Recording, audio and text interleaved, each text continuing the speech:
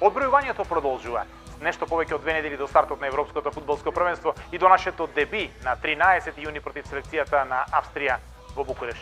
Селекторот Ангеловски ги одбра и ги склопи 26 парчиња од мозаикот.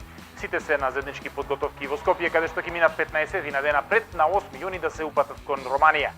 23 фудбалери кои играат во странските национални првенства, плюс тројца од првата фудбалска лига, Бејтула и Радевски од Шкендија и Јанков од Работнички се нашите адути. Селекторот верува во нив, а низ контролните надпревари против Словенија и Казахстан треба да се искристализира тимот кој што ќе им се спротивстави на фаворитите во групата. Сигурно врат се го имате Евро 2020 билтенот на Евротип, во кој што ќе ги пронајдете и најновите игри и долготрајните типови, како и супер типовите надпревар по надпревар. Барем по коефициентите Македонија е благ или голем аутсайдер против сите три противници. Оние светски обложувалници не ни даваат големи шанси за минување на групата. Уште помали се нашите шанси за освојување на турнирот, но европските првенства често знаат да бидат подлога на големи изненадувања. Убаво пролистајте ги сите игри и пронајдете ја вашата омилена и бидете во игра се до 11 јули кога официјално завршува Европското првенство. А во денешниот блок ќе разговараме со еден од нашите репрезентативци, Кире Ристевски, освојачот на унгарскиот куп со Хомвет и Ночен на АЛ Лимасол. Битолчанецот во репрезентацијата е цела една деценија, а и тој знае дека ова Европско првенство е исполнување на сонот. Кире, повеќе од половина година исчекувањето заврши. Време е за Европското првенство. Започнувате и со они мини подготовки кои што ќе ги имате во Скопје. Како си подготвени, што очекуваш од шампионатот? Па да, се крива голема еуфорија, нормално пред Европско. Ние направивме историја. Нормално се спремаме сите, кои некој заврше порано, некој сега.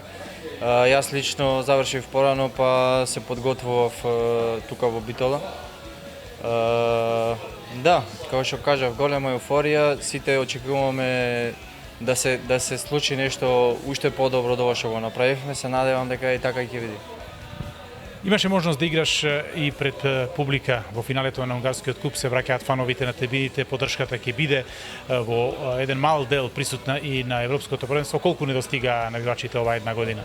Па да, многу недостига стварно. Значи, во купот во финалето во Маđарска беше дозволено на 2000 навивачи и нормално се осеќа поддршката од трибината, се осеќа, значи, оно фудбалски кажано, навистина да се навива за некоја екипа, значи тоа се осеќа. А сега посветете малку повеќе внимание на игрите на Евротип. Например, типувајте дека Македонија ќе мине групата. 3,80 е квотата дека Македонија ќе биде меѓу 16 селекции кои што ќе играат во нокаут фазата. И не заборавајте дека во следната фаза се оди и со прво, второ, а и можеби и со трето место, бидејќи некои од најдобро рангираните трето класирани селекции ќе го продолжат надпреварувањето. Само 8 од овие 24 репрезентации нема да играат во нокаут фазата, па затоа ова е разумен облок, помалку патриотски облок. Што се десува до најдобрите?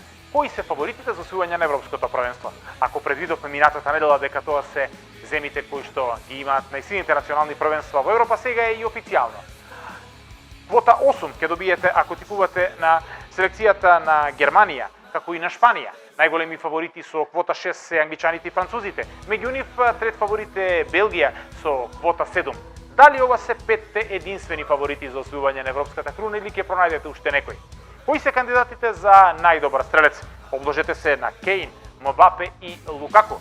За англичанецот, французинот и белгиецот ќе добиете коефициент 8 и можеби тоа се најсигурните избори, но не заборавајте дека некогаш на европските првенства најдобри стрелци стануваат и фудбалери кои што играат од помалите репрезентации, па затоа обсервирајте ги и нашите звезди Елмас и Пандем.